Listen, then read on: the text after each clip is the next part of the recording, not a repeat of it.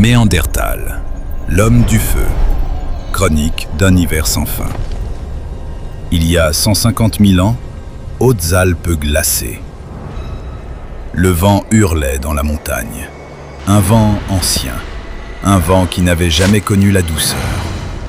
La neige tombait depuis des jours, épaisse comme une muraille blanche, ensevelissant les rochers, les arbres tordus et les traces des bêtes.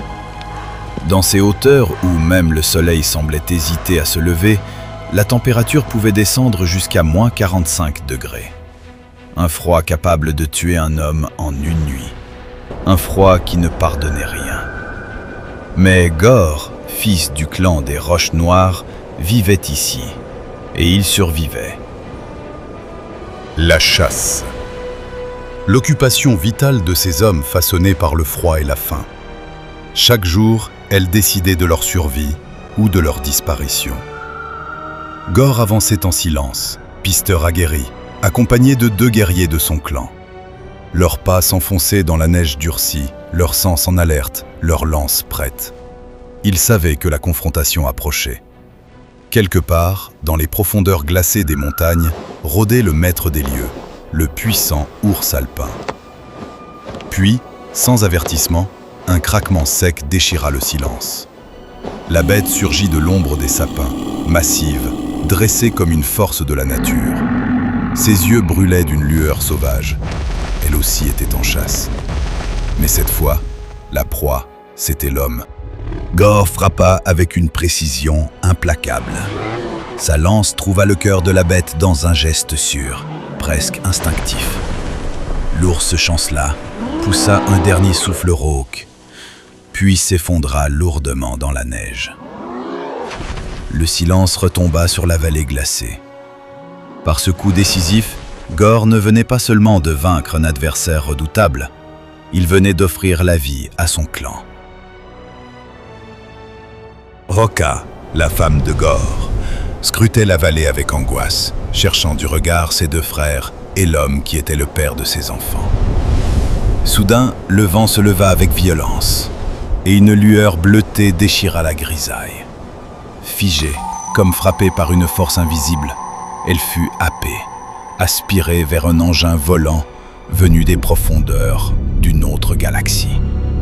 Ces humanoïdes venus des confins de la lointaine galaxie d'Orion furent, des millénaires plus tard, appelés par les hommes les Anunnaki, ou encore les Elohim, selon certains peuples.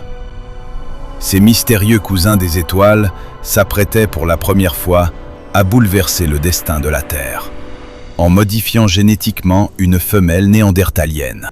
Le dessein de ces visiteurs venus des étoiles était clair. Façonner, à partir d'êtres qui leur ressemblaient, une nouvelle lignée d'hommes capables d'évoluer jusqu'à leur image. Leur voyage, impossible à répéter avant 120 000 ans selon le temps des hommes, ne durait pour eux que quelques semaines.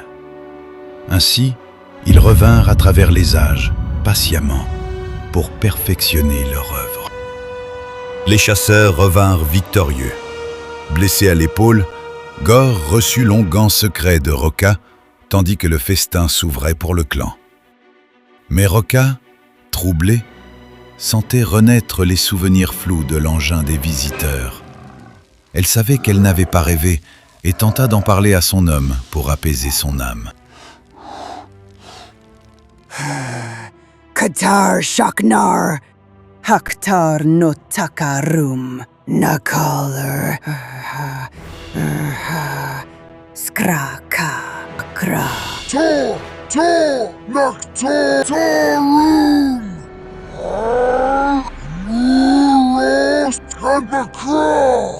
Les enfants de Roka et de Gore, témoins de l'échange houleux, s'interrogèrent en silence. Qui étaient donc ces êtres mystérieux dont parlait leur mère?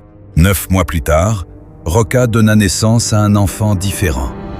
Peau claire, très fin, yeux d'un bleu turquoise troublant.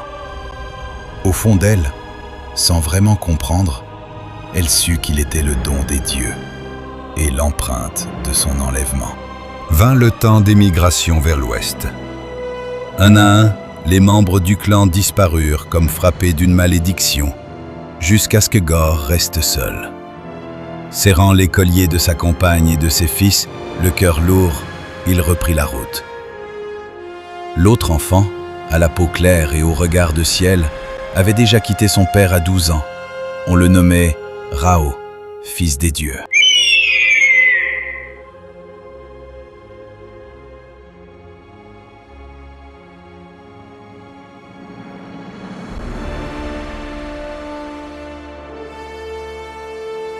Peu à peu, Néandertal s'effaça de la surface du monde, sans jamais en comprendre la cause. Rao, héritier du savoir de chasse de sa mère, portait pourtant en lui une différence, la promesse d'une nouvelle lignée humaine, l'Homo sapiens sapiens.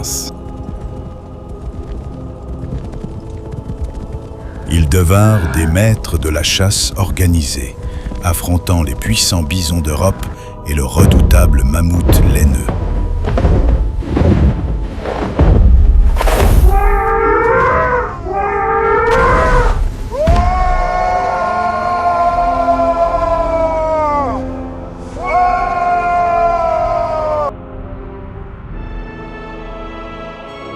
« 120 000 ans s'étaient écoulés sur l'horloge de la Terre.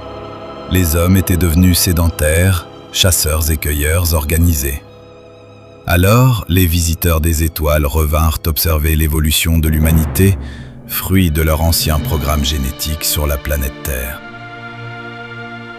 Pour la première fois, les visiteurs foulèrent le sol de la Terre.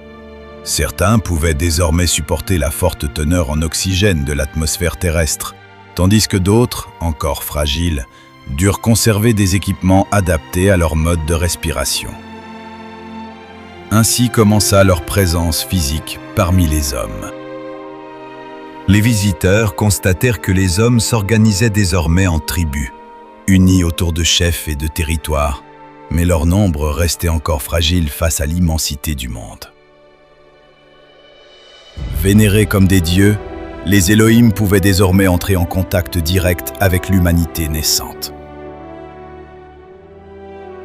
Alors l'un d'eux, nommé Enkidu, demanda à rencontrer le chef du village. Mais ceci est une autre histoire.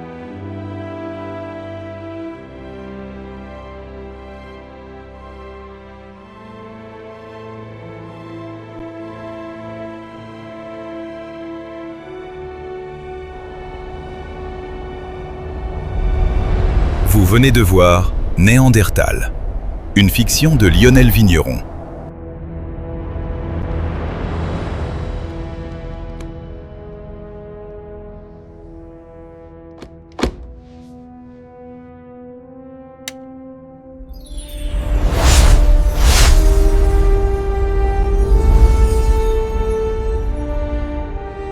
Abonnez-vous pour être informé de nos sorties de films sur nos plateformes Cinécast.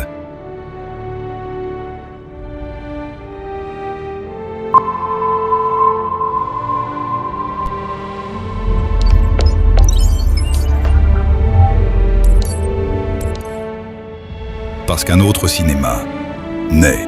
The Time Machine.